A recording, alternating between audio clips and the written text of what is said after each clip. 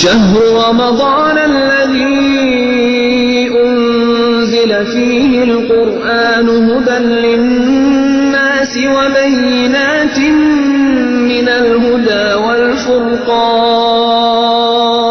ایک مسئلہ آتا ہے وہ ہے شک، یوم شک کا روزہ. یہ بہت زیادہ کنفیوژن کے اندر یہ دو الگ الگ مسئلے ہیں جس کو لوگ ایک بنا دیتے ہیں اور اس کا اطلاق زیادہ تر کرتے ہیں شب عید یا جس دن ابھی میں بتاتا ہوں. اس میں اس کے مسئلے کے دو حصے ایک لحاظ سے، لیکن یہ جو ہے یوم شک کا جو مسئلہ ہے اصل میں یہ وہی ہے جو ابھی شاید آپ کو 2 روز بعد پیش آنے والا.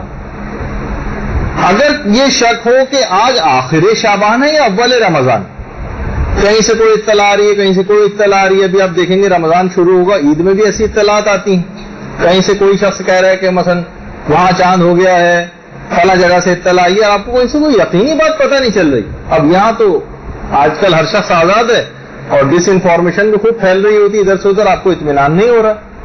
اگر آپ کو شک ہو جائے کہ آج آخری شعبان ہے یا اول رمضان، تو اس دن رمضان کی نیت سے اس حالت شک میں روزہ رکھنا حرام ہے. رمضان کی نیت سے حالت شک میں روزہ رکھنا حرام ہے.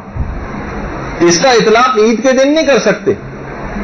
ابھی اس کا مسئلہ بھی چلے وہ بھی ابھی بتا دوں کہ اگر کسی کو یہ شک ہو کہ آج آخر رمضان ہے یا روزہ عید، تو اس دن رمضان کی نیت سے روزہ رکھنا واجب. یہ جو مسئلہ پہلے بیان ہوا تھا، اس مسئلے کو لوگ عید پہ کھینچ کے لے آتے ہیں اور کہتے ہیں بھائی شک کی حالت میں تو روزہ رکھنا ہی نہیں چاہیے اور عید کے دن روزہ رکھنا پھر حرام ہے. اس دن بھائی ہر وہ دن جس کے متعلق شک ہو کہ آج آخری رمضان ہے یا روزہ عید ہے. کہیں سے کوئی عید کی اطلاع ہمیں مل رہی ہے لیکن یقین نہیں آ رہا، کہیں سے اطلاع مل رہی ہے کہ نہیں عید نہیں ہے. اب اس حالت شک میں آپ کو روزہ ہی رکھنا واجب ہے رمضان کی نیت سے. ہاں پھر دن میں کسی وقت آپ کو یقینی ذرا سے اطلاع مل گئی، 12 بجے اطلاع مل گئی، 1 بجے اطلاع مل گئی کہ بھائی آج روزہ عید ہے، تو خود بخود آپ کا روزہ ختم ہو جائے گا. لیکن یہ جو اس سے پہلے کا مسئلہ ہے یہ ہے اصل میں جو جہاں پہ اس کا اطلاق ہوتا ہے یوم شک کا روزہ، جو کہ شک کی حالت میں روزہ رکھنا حرام ہے. وہ اس دن کے متعلق ہے کہ جس دن کے متعلق شک ہو کہ آج آخر شعبان ہے یا اول رمضان، اس دن رمضان کی نیت سے روزہ رکھنا حرام. اس دن پھر آپ کیا کریں؟ جیسے ہو سکتا ہے کہ یہ مسئلہ آپ کو پرسوں پیش آ جائے، کہیں سے کوئی اطلاع آ رہی ہے کہیں سے کوئی اطلاع آ رہی ہے، کچھ پتہ نہیں چل پا رہا صحیح. تو کیا ہے، آپ اس دن اپنا کوئی بھی قضا روزہ رکھ لیں، اور اگر قضا روزہ آپ کے ماشاءاللہ سب نمٹ چکے تو اس دن مستحبی روزہ رکھ لیں. یہ مشورہ ہے آپ کو. ورنہ آپ چاہیں تو روزہ نہیں بھی رکھیں، روزہ نہیں رکھیں اور بعد میں اطلاع آ گئی کہ بھائی آج تو روزہ ہی تھا، تو اب آپ کو اسے ایک روزے کی قضا کرنا پڑے. تو اب کیوں رمضان کے ہم اس میں جب روزے رکھنے ہی ہیں تو آپ منگل سے ابتدا کر دیجیے گا اس کی، چاہے کہیں سے اطلاع ملے یا نہ ملے. آپ اپنا کوئی واجب روزے کی نیت کر لیں، یا واجب روزہ نہیں ہے تو ہے. اب اس حالت شک میں آپ کو روزہ ہی رکھنا واجب ہے رمضان کی نیت سے.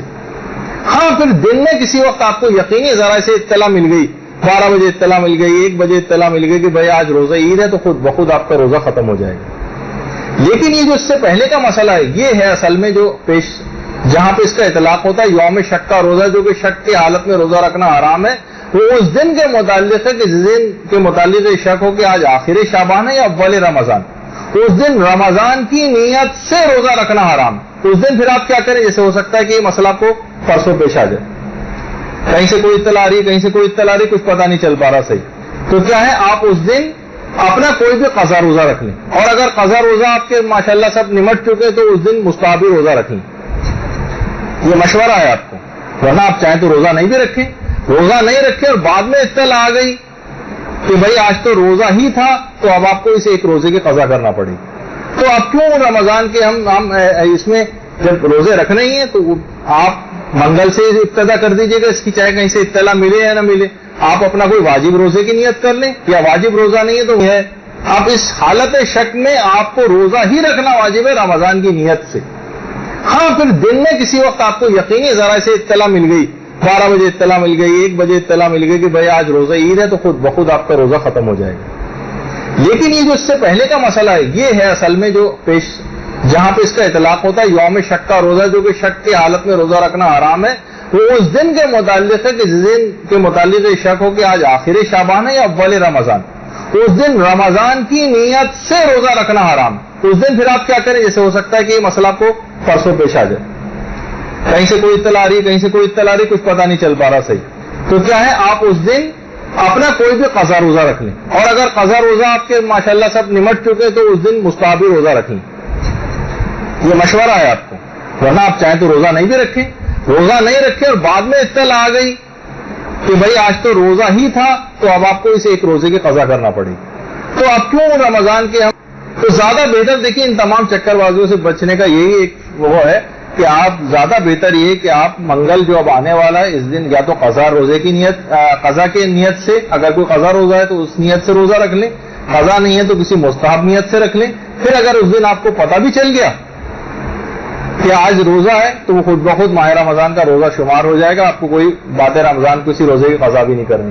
اور اگر نہیں پتہ چلا، مثلا ہو سکتا ہے بدھ کا ہو جائے، تو اب یہ قضا روزہ آپ کا اتر جائے گا اور مستحبی روزہ تو اس کا ثواب آپ کو مل جائے گا، تو آپ کا کوئی نقصان نہیں ہوگا. تو ابھی آپ کے لیے فی الحال ہم ابھی عید والے مسئلے کی طرف نہیں جا رہے، ابھی کے لیے آپ کا ایک لحاظ سے اس کا تعین اس بات کا کر دیتے ہیں کہ آپ اس دن روزہ رکھ ہی لیں، چاہے واجب قضا کی نیت سے کوئی قضا روزہ ہو یا پھر کوئی مستحبی روزہ ہو، لیکن شک کی حالت میں رمضان کی نیت سے روزہ نہیں رکھ سکتے اس دن، سوائے اس کے کہ کوئی یقینی ذرائع سے آپ کو اطلاع مل جائے.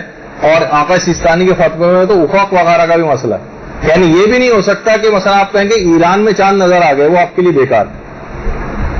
یہ چاند کے مسئلے جب آئیں گے تو پھر اس وقت ہم آپ کو بتائیں گے کہ یہ یوں بیکار ہے کہ آقا سیستانی ہو یا خود رہبر معظم ہی ہو یا امام خمینی ہو، یہ سب افق کے قائل کہ جس جگہ چاند دیکھا گیا ہے وہاں کا افق اور آپ کے اپنے شہر کا افق اگر برابر ہے یا قریب الافق ہے یا ایک دو شرطیں اور بھی ہیں تو پھر آپ اس کے مطابق اپنے چاند عید یا رمضان کو منا سکتے ہیں، ورنہ نہیں. یعنی اگر آپ کو ویسے ہی پتہ چلا بس ایران میں چاند ہو گئے تو یہ آپ کے شہر کے لیے کافی نہیں ہے، آپ کو اپنے مطابق ہی یہاں پر جو آپ کے جس میں چاند کے مسئلے جب ہم بتائیں گے اس کے مسائل کے مطابق عمل کرنا پڑے گا. فقط یہ کہنے سے آپ کی جان نہیں چھوٹے گی کہ وہاں پہ تو ہو گیا ہے.